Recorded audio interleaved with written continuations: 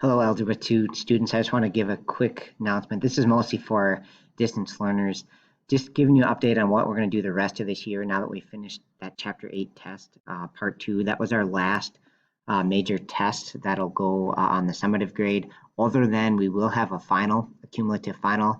That cumulative final will be, I think that's the last day of school or maybe the day before that, but it'll be right at the end of school. It'll be 25 multiple choice questions, and that will go on the summative grade.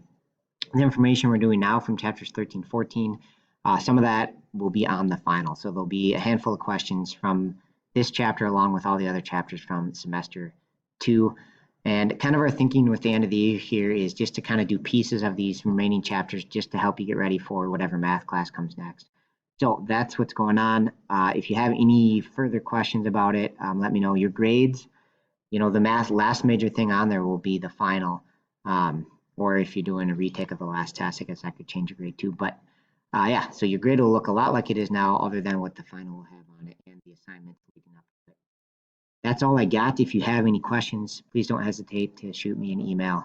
All right, have a good day.